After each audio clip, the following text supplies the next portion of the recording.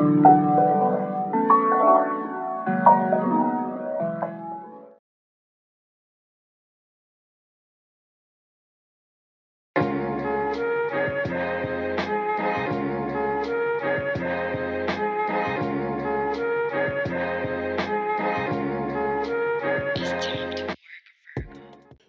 to another episode, special episode of Grade Pending. Your host is always Paulie the Bull, no relation to Gravano. And, Grade Pending is a show where we discuss movies, music, content, and things, and, give our grade on it. This time, we're going to talk about the Kendrick Lamar Superbowl LIX. What was that, 49? No, 59? What number they was up to? Yeah, 59. Super Bowl 59 halftime show. By now, everybody done seen it, so it's not much to spoil, but we're gonna talk about it. We're gonna give our unique grading system to, on it as well. Awesome, which is the top of the top, the cream of the crop, the best of the best. We got dope, which is very good, not perfect, not the bestest, but hey, it's a good show, good piece of entertainment. We got meh, which basically is all right, or watched it once, not trying to watch it no more. And then we got straight trash with I'm never watching it again. It was hot garbage. Get this out my face. Why did I spend money on this? However you feel about it. All right. So we'll do our individual reviews on it, and then we'll talk about it as a community. So let's start that off now. So I absolutely love the Kendrick Lamar halftime show. I was wondering how it's gonna be. I was, I was wondering, like, obviously, is he gonna play Not Like Us? Like, you assume he's gonna play it, but lawyer threats and shit like that sometimes gets the best of you. So it's one of those things. But I'm watching it. I'm like, I'm enjoying the show overall. I'm watching everyone get around. Perform songs that I love from different parts of the album. Homegirl SZA definitely was lip singing her first verse, 100%. That wasn't her, but she was singing her second one, so I give her credit for that. But yeah, Serena Williams, Crip Walking, fucking great. For multiple reasons. Then the overall way of him performing was great. My only complaint would probably be his bell bottom. But my biggest thing overall, like I was talking to you earlier about, is that for me, I'm loving all the awards, accolades, or like everything that Kendrick's getting right now. I'm loving for multiple reasons. For one, people like us, since Could Kid, Mad City, who spoke highly of this dude, we're like, yo, this dude's the truth, and everyone else was like, nah, Drake this or J. Cole this or whatever. And then when he himself was like, yo, on the Control verse, was letting you know what it is, people were like, oh, I mean, he's speaking a little big for his britches. I'm like, nah, like, so even though he was famous, it felt like the true fans, we were like gatekeeping, kind of like, nah, like, you don't understand what this dude could do. Like, you guys are just not getting it. And then to see him launch the way he launched and, take down an idol, it was, like I said, I'm loving every moment of it, and to watch him do halftime show is just phenomenal. And to perform a song, and what I can only imagine, because I know what he means to me for the hip hop culture, but obviously for the overall culture, that he represents, I can't speak for it. So I can imagine for my own what he represents for hip hop. So I can only imagine how much even more it's good to see someone like him perform and someone like him take on the stage of the biggest show. And I mean, it's saying, if I'm not mistaken, it said he did like the biggest Super Bowl or the most views or whatever, which is, phenomenal. I've never been a fan of Super Bowl shows. Like, I've watched them, and I've never been like, oh my God, this one blew me away. So to me, this was the first one I watched. I really, really fucking enjoyed this one. And what was it, Dr. Dre? When he did his whole thing. Like, besides that, I mean, Rihanna's was good. J-Lo and Shakira were just J-Lo and Shakira, like, But I remember, like, I don't really remember Justin Timberlake, Janet Jackson one. I don't remember Lady Gaga one. So this was my favorite show overall. I'm glad he's getting everything he deserves, and I'm glad that he performed the song and looked directly in the camera with a real pretty face and said, "Hey, Drake," and I was like, "Woo, it's over." And then to have to hear knowing the entire world, that whole stadium, but the entire world was singing A minor in one unison voice, you gotta feel away. But it was beautiful. I'm gonna go with fucking amazing. Like, I know awesome's there, but this one has to go above awesome. Like, except for the bell bottoms. You know what? Fucking awesome, because the bell bottoms take it down a notch. Those bell bottoms. I don't know what he was thinking with those bell bottoms. Salutations, my brothers. Salutations. Do it for the soul train. For one thing I will say about the bell bottoms, that does have historic content. Twofold. One, it was a thing that American soldiers did wear, sailors did wear in the Navy. So that was also representative of America. And then also went into hippie culture. And, Kendrick also had the thing of Black hippie that never came out at that point. There's some symbolic context that I do feel that he did have. I mean, everything he wore was intentional, including the bell bottoms. Grade, I'll start with saying, I'll repeat what John said. It was amazing. It was an amazing set. People who tend to not like it are mainly Drake fans. They wanted to dance, party, hear the hits. And funny enough, that's kind of what you heard with Sam Jackson. Play the hits, and that's what America wants to hear. And honestly, it was kind of like every negative criticism that you heard, you basically heard it in his performance. It was massively done. I think it was a great set overall. Very intentional. I don't like how some of these streamers are. I don't know if they getting paid by Drake or standing for Drake and trying to shut door, trying to shit on the performance. But overall, an amazing performance. I could buy some incense, this is all for the Black culture, we're going to do it like this. And assalamu alaikum. So, we're doing the review about a week later. So we've had the luxury of, watching it. I've watched it a couple times. The initial watch, the audio was a little off, watching it live and stuff, but I watched it back on YouTube, heard the audio, got a clearer picture of, what Kendrick did, what he said, and kind of got a little more understanding of why he did what he did. And it's a perfect example of, if you know the world is watching you, what would you say? What would you do? Us three here reviewing this and hip hop culture in general are well aware of Kendrick Lamar. But, the Super Bowl audience, maybe, he may be new to them. And the worry for some Drake fans or some people was, it shouldn't be him, or it should be Lil Wayne or somebody else or whatever. And, then the set list leaked. And even myself, I was like, nah, that set list doesn't seem right for the stadium, for the crowd, for the people. That can't be the real set list. Then we found out that was the actual set list, and seeing it is different from reading it.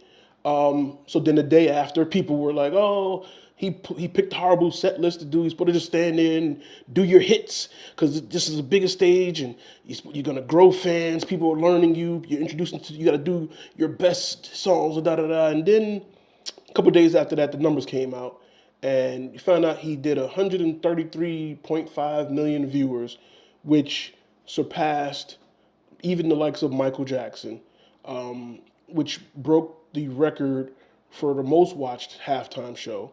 Obviously, there's more TVs, more streaming capabilities and things now, but the record is what the record is.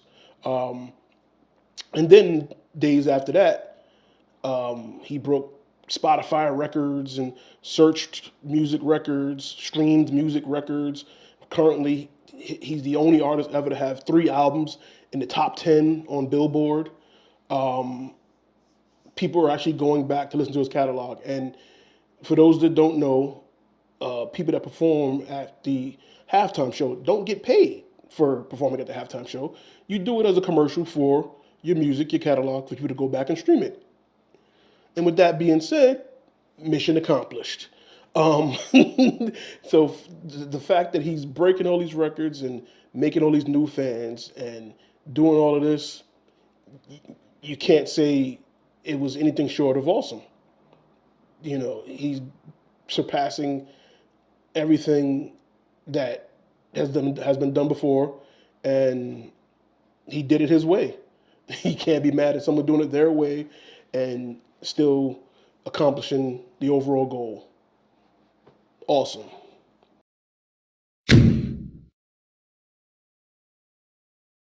People Love butt you, hurt, Ted. man.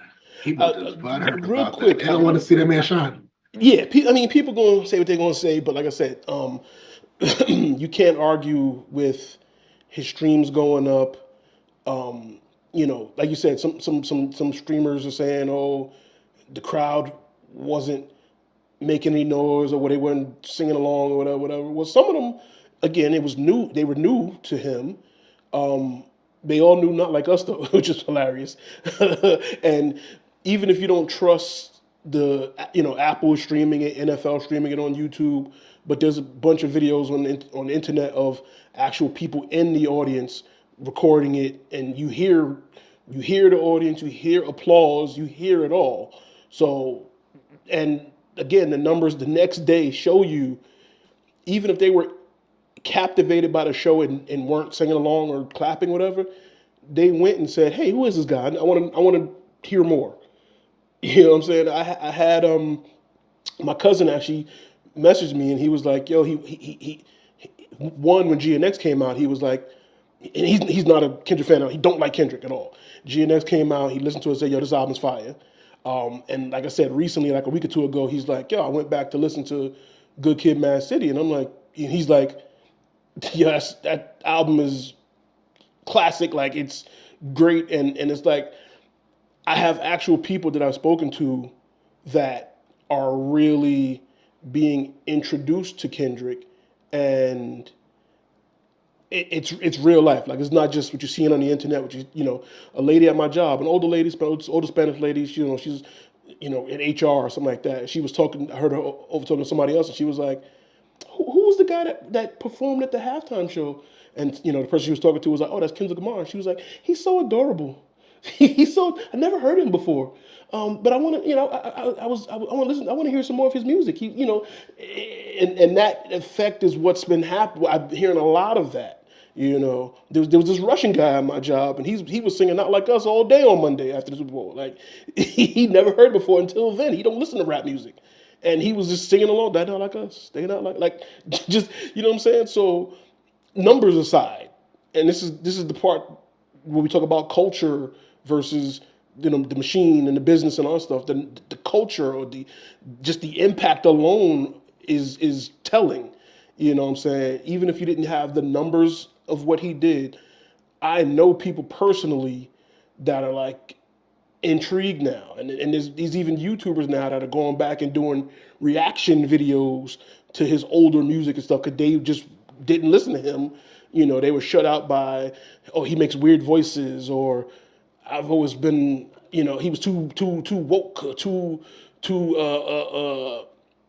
what do they call it? Like he's one of them conscious rappers, and it's like, no, he's telling you things he's been through, street stuff he went through, real life stuff. He's not calling himself a thug or saying he was a gangbanger, but he knows gangbangers, grew up in that lifestyle and lived it, so he's giving you that. But people got caught up in what they heard about him, and I'm just glad, like John said, I'm just glad now that people are actually looking, like, you know what, he can rap. And it's like, duh. Could have told Josh. You could have told y'all that shit back on Section 80. You know what I'm saying? What was that, about 14, 15 years ago? But I tell people like Good Kid, Mad City, never being in LA before. I close my eyes and I feel like I'm in LA listening to that album. Like he gives you that kind of thing. Mm-hmm. So I loved it. Yeah, like going back, he gave you, Good Kid, Mad City was John Singleton, slash Quentin Tarantino movie on record. You know what I'm saying? But one of my she does like Kendrick. She was singing it too. She was watching the thing and she was singing it too. Like the other day I was driving and she was like boom, bap, boom, and I was like, oh god, like, she's with it. But one of my things that I complain about though, that a lot of people who are like, I get because of where it was while they were saying Lil Wayne. But if anyone's ever watched a YouTube video of Lil Wayne's live concert, it's the worst, most boring shit in the fucking world. So besides him having terrible music, in my opinion, for the most part, you're also gonna have a terrible live performance That'd have been a dishonor to hip hop. That'd have been terrible. There's some people who can't perform live, and he's one of them. From everything I've seen on YouTube, he can't perform live. Yeah, that would have definitely been a bad representation of our music, our culture, and you Yeah, know, that would and, be. and Wayne, I think he just performed at the SNL 50th anniversary or something like that. I think he performed for that. Cool, you got something, He you know what I'm saying? performed You got something. from somewhere else. I think it was Essence or Well, yeah, he something. did the Essence Fest with the Hot Boys, and then they did the Yeah. Louisiana Fest, which was like his show, and they all came out, and Right. people said it was horrible. He was late. That was another thing. His show's not that great, and he's unprofessional. He's late to the show. He's he doesn't memorize his lyrics. We clearly He saw even says he doesn't know his lyrics. Kendrick was doing all his songs live, editing himself, you know what I'm saying, changing the words up to be appropriate for TV, you know what I'm saying, and readjusting to it, and doing it all, without much of a backtrack, you know what I'm saying. So when Drake went to talk about his push-ups and things, that man lungs is good. He's in shape to be able to perform. That's an argument for a separate time. Because just like I said before, with the Drake not having no classic albums, I argue all the time with the whole thing that dude's like, oh, Lil Wayne owned the summer from here to here. He put a bunch of mixtapes out with a bunch of trash music with occasional good songs. You can't, when you have a million songs and a collective of them are good, then you're trash. Yeah.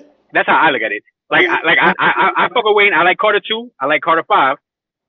That's it. Or is it Carter 4? Carter 5. His last one is Carter 5, right? I forget what. Yeah, because six is coming this summer. He did a weird lotion commercial during the Super Bowl to announce 6. So, but, yeah. I like Carter 2. I like Carter 5. Or the most part, his mixtapes. I just didn't, like I say, it would have been a terrible, terrible halftime show. If things weren't bad between them and he brought Lil Wayne out for something, that'd be different because representing the city or whatever. But for him to star, that would have been terrible. Yeah. You also gotta think. I think people wanted Wayne not because of just Wayne. They wanted Wayne for his features. They wanted Wayne because of Nicki. They wanted Wayne for Hot Boys. They wanted Wayne for Juvenile. Like, that's really what people really wanted Wayne for. And they didn't know what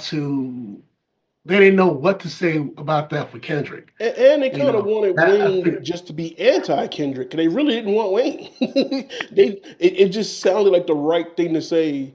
Well, why Wayne, not Kendrick? Because it's in New Orleans. You know what I'm saying? They didn't really have a reason. It was just like, we don't want Kendrick. And that's why I said a lot of people are changed that tune since then, because now they're like, I kind of like Kendrick now. I didn't know. You know what I'm saying? That was also wanted Young Money reunion. They wanted Drake out there. They wanted Young Money, though. I think it was just it was an easy scapegoat to say somebody other than Kendrick. I don't think this many people really wanted Wayne to perform or Young Money to perform. To be honest, I really don't think so. I don't think there's many people who watch the Super Bowl think of Wayne. Right. I just really. As I say, even the people that said his name, I think it was just the easy go-to, just to say someone other than Kendrick. You know what I'm saying? And they used the it's in New Orleans excuse, but it's like, well, that's never been a thing except for the one time it was in L.A. and Dre and them performed. But other than that, it's never been, you know what I'm saying, in the city of the person, you know what I'm saying, Rihanna performed, it wasn't in Barbados. You know what I mean? When Usher performed, it wasn't in Atlanta. It's like it just when the Weeknd performed, it wasn't in Canada. Like, no, it's never been, oh, since we're here, let's get a local artist. Because again, it's bigger. And it's also about the TV audience. The Super Bowl halftime show started from the NFL wanting to keep the TV audience, because In Living Color took their audience away one year back in 1990, I think it was. And In Living Color did a halftime special of sketch comedy, and a lot of people turned the channel. And the next year, the NFL got Michael Jackson to perform, because they're like, all right, we can't have people turning the channel because we need to keep these commercials and advertising and stuff going. So it's more about the TV audience, which is also a point to Kendrick. What he did was play to the camera, and shout out to his camera crew because they was moving around. The timing, the choreography for the show was impeccable. But it was made for TV, and that's a lot of people get caught up. Oh, the audience wasn't applauding it. Well, some of them went to the bathroom because they just watched half of a game for 40 minutes. They went to the bathroom, they went to get some hot dogs, went to get some more beer. But us at home were still talking about the game, and then the show started, we were watching. So it's about the TV audience, which is why the ratings are such a big deal. 133.5 million people that tuned in is such a big deal because that's the business side of it, and that's the important part of what it's for. So that's what a lot of people get misconstrued too. Like, oh, the crowd wasn't clapping. Oh, it was in New Orleans. It doesn't matter where it was at. Us at home and everywhere in all 50 states is watching. The Super Bowl every year is the most watched TV show in America. Every year.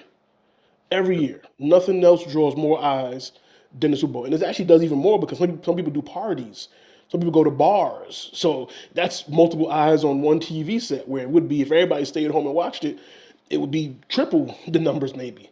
You know what I'm saying? So the Super Bowl is the most watched show in America because there's other stuff that goes on outside of our country that, people don't act like exists. But this is the biggest platform, the biggest stage, the biggest moment. I want to say shout out to the Eagles, but I don't, because I really don't care. But they won. There was a game too that night, by the way. I don't know if anybody cares. I know Jared don't There was a game care. at the Kendrick show? Yeah, they had a football game before and after the Kendrick show. I wasn't aware of that. I wasn't aware. Yeah, but like I wanted to speak more to, like I said, the choreography of it, the stage, the different stage settings, with the the game theme, the America's game, and Uncle Sam Jackson, and it was so many layers to the performance, and I'm not gonna get into the deep dives because there's a million of those on YouTube saying, nah, see what it was, you didn't catch the part where da da da. I enjoyed the show. I'm not gonna sit here and watch it in slow motion and analyze what this meant. What Kendrick knows what it meant. He knows why he chose to do it. The proof of concept is there. It made me want to go to his concert, but the tickets is too high. Me and Jared was talking about that. The price is too high for them tickets, but hopefully. But they weren't before it blew up.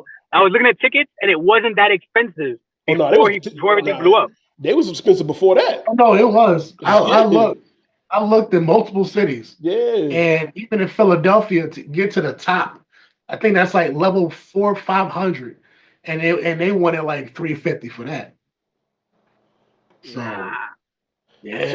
so it probably definitely went up now, even more after the show, because a lot more people now are more intrigued to see it now. Again, the resale market.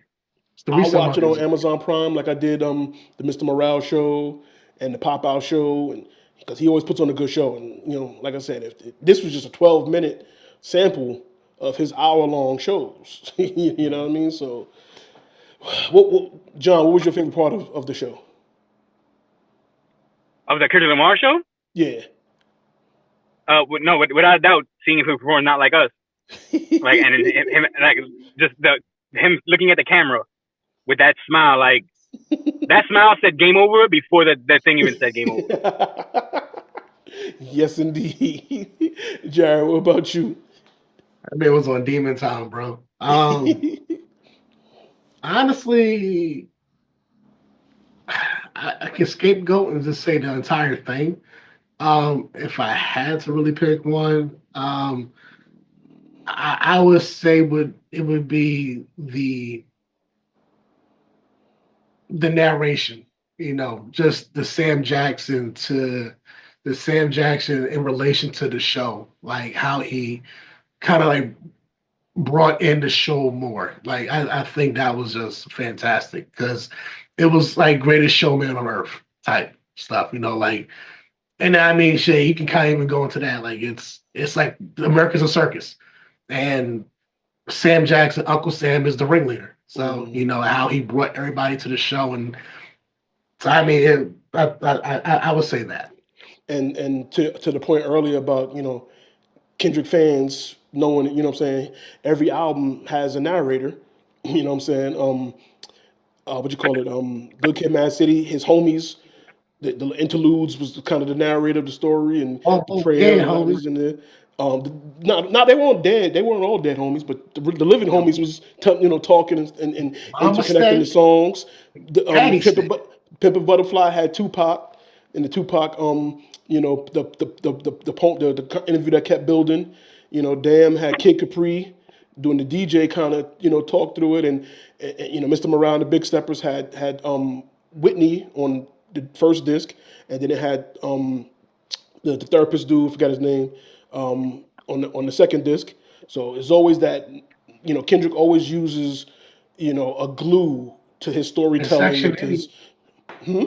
Section 80 was the guy at the campfire, telling the stories. So he always uses, he always has some kind of a connective glue between tracks and between, scenes and stuff. So again, this was a 12-minute preview of what he does. He doesn't do anything simple. I mean, he even this and Drake, he gave you a little intro with Euphoria, and then a setup track with 616 in L.A., and then it went to Meet the Grams where it got real diabolical and sinister, and then make Not Like Us became everybody's favorite song. You know what I'm saying? He doesn't just I'm just gonna dish you and just he still builds up and story tells and plant seeds and does all that stuff. So he doesn't know how to do things just simple. He's not gonna just stand there for the Super Bowl do my greatest hits. Like, hey, here's another song you might know. Baby, why you babysitting on it? No, I'm not gonna just stand there, swimming pools and dive it. No, no, no, no, no. I'm gonna give you a stage, give you some dancers, I'm gonna give you some colors, give you, some lights and things, and it's just what he does, man. Just what he does. I enjoyed Serena crip walking on the stage, not because she's Drake's ex, but because the last time she crip walked, they made a big deal about it because she did it during one of the tennis tournaments which she won, and they were like, "Why is she doing that gangbanger dance? That's so offensive." And then on the biggest stage in America, once again, she was busting her move. You know what I'm saying? So it felt good to see her get some redemption for that. Not just, oh yeah, she used to date Drake. So did every woman. Like, so it was He bigger than did, SZA that. did. Yeah, it was The it was girl bigger Georgia than that. Fox did, who was also at the show. Yeah, it, You it was know, it was it was bigger than just Drake. It was a message to America. It was a nod to real life and what's going on, and I appreciated that. Um, yeah, record breaking. Still to this day doing crazy numbers. Again, we don't know how official the numbers are. Apparently there's bots and things that manipulate the numbers according to Drake. The lawsuit is still pending. You know, he dropped an album and it was number one for a day, and then Kendrick took back the number one spot again. So, I mean, hey, I feel like Drake is like that that meme of the dude from Breaking Bad. He can't keep getting away with this. exactly. By the way, did anybody listen to that Drake and Party Next Door album? I have No, no care. no. I don't care to. I I mean, I tried. heard the one song that he bigged up Melissa Ford, Oh, but then also subbed her for being next to Joe Budden. That's yeah, the only thing I've heard was that song. I do yeah. not care to listen to the album The, though. the fact that the song is called "Give Me a Hug" and he's like talking about asking a girl for like hugs and stuff, like in a strip club, whatever. It's like he's such a cornball. Like, But to be fair, without the millions of dollars, he does look like the give me a hug type of dude. no, with the millions of dollars, he looked like the "Give Me a Where, Hug" type of dude. where That's what the my point hug I'm at? saying. He still looks like that dude. He is that dude. He is that dude to make Marvin's Room to call his ex that's moved on with a whole nother dude and saying you could do better. Like, no, he is that And dude all with the these millions other of dollars. interludes too. And all these Yeah. interludes, The money don't change him. It just made him worse. Made him more of what he is. It is what it it is. exposed him. That's all it did. It just gave him a platform to expose more of who he was. Yep. So, But this ain't about Drake, because the culture. it's for the culture. But yeah, like I said, Kendrick and SZA going on tour, stadium tours. Um, we probably going to hear some news when they stop in Toronto. And see if they, you know, I they want can. to be there so badly. Man, that's gonna be a crazy show. If they sell out the was it the Rogers Center where the Blue Jays play? If they sell out that and they're in there, if I see video footage of the fans in there singing A minor, oh man, his own country turn against him. That'd be bad. That'd be. Time to get the chair in the rope. Oh man, oh that'd be bad. But that's our review of the halftime show. Comment, let us know what you think about it. You know, did you enjoy it? Did you not like it? Obviously, you wish him to do some other songs. You know, don't matter. But tell us what songs you rather hear him do. By the way, Man of the Garden. I didn't expect him to do Man of the Garden, but doing it a cappella, like it sounded hard. Like the acapella version of it sounded real, like it sounded even better. Like now I want an acapella version. And that first song that he did on top of the car, that's like a teaser intro to the. We need that song. Kendrick playing games. We need that whole song. Stop playing around. That little minute that you give us, it was like a minute 20. He did a Super Bowl. Like we need the whole song. Like stop playing. But you know, that's our grade. That's our review. Tell us what you think. And you know, stay tuned for the next one. We'll review something else. All right. Grand, What All right, was bro. that? What was that, Jack? that Grand Rising Kings. Right. Oh God. Right. Later, y'all.